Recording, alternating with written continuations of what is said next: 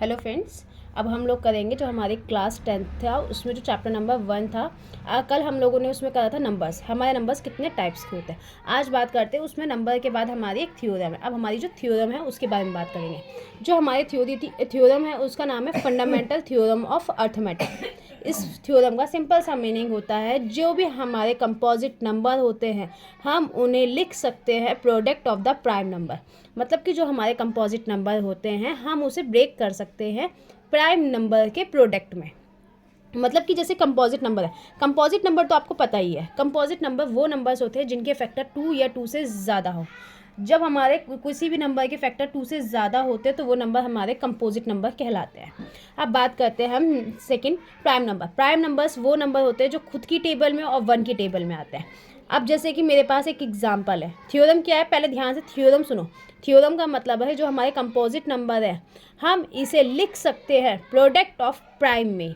अब एग्जांपल है मेरे पास 66 और 420। 66 को मैं सबसे पहले क्या लूँगी, इसका मैं लूँगी एलसीएम। अब इसका एलसीएम लूँगी, सबसे पहले मैं इसे 2 से डिवाइड करूँगी। अब 33 हमारा 2 से नहीं हो सकता इसलिए मैंने इसे 3 से लिखा। अब लास्ट में आ गया हमारा 11। 66 हमारा एक कंपोजिट नंबर है क्योंकि इसके फैक्टर 2 से ज़्यादा हैं। अब जब किसी नंबर के हमारे फैक्टर 2 से ज़्यादा होते हैं तो वो नंबर हमारा कंपोजिट नंबर कहलाता है। तो अब इसके नंबर्स क्या क्या है, 2, 3, 11। क्या आप बता सकते हैं 2, 3, 11 जो है हमारे प्राइम नंबर है या नहीं? बिल्कुल, 2, 3, 11 किसी भी टेबल में नहीं आते, या तो ये अपनी टेबल में आते हैं या 1 की टेबल में आते हैं। वैसे ही मेरे पास नेक्स्ट नंबर है 420। अब मैं 420 का भी एलसीएम लूँगी। अब इसको भी हम शुरुआत 2 से करेंगे। ये आगे 2 से कट सकता है तो आप इसे 2 से काटेंगे। अब जैसे 105 है, ये नंबर 2 से नहीं कट सकता तो हम इसे काटेंगे 3 से। 35। अब उसके बाद 5, 7 ज़ा 7 1 ज़ा 7। तो हमारे इसके नंबर कौन कौन सा है, 2, 2, 3, 5 और 7। तो ये हमारे क्या हो गए, दो हमारे कंपोजिट नंबर थे और दोनों कंपोजिट नंबर को हमने किस फॉर्म में लिख दिया, प्राइम नंबर के प्रोडक्ट में। क्योंकि ये सारे नंबर हमारे क्या है, प्राइम नंबर, और इनको हमने क्या करा, प्रोडक्ट का मतलब मल्टीप्लाई।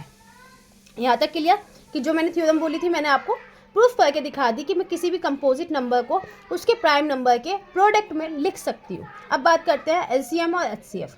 एलसीएम का मतलब होता है सबसे पहले जैसे यहाँ पे 2 है, यहाँ पे भी 2 है। अब ये बताइए 2 सबसे ज़्यादा कहाँ पर है, इसमें या इसमें, यहाँ पे। तो मैं यहाँ पे 2 कितनी बार लिखूँगी, 2 बार।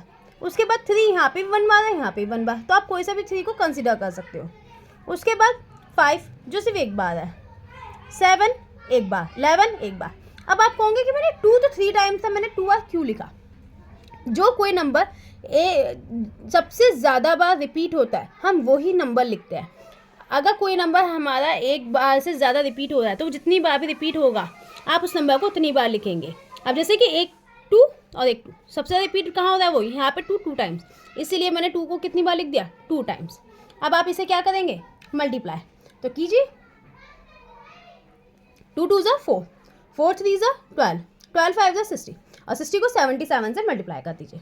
तो आपका एलसीएम आया 460, 4620। मतलब कि जितने भी नंबर्स हैं उन्हें हमने ओवरऑल लिखा। अब बात करते हैं एचसीएफ। एचसीएफ में क्या करते हैं, हम पेयर्स को ढूंढते हैं। पहला पेयर क्या है हमारा, 2 का।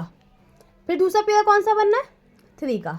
और कोई तो हमारे पेयर ही नहीं बनने। तो एचसीएफ में हम कौन सा नंबर लिखते हैं, कॉमन नंबर।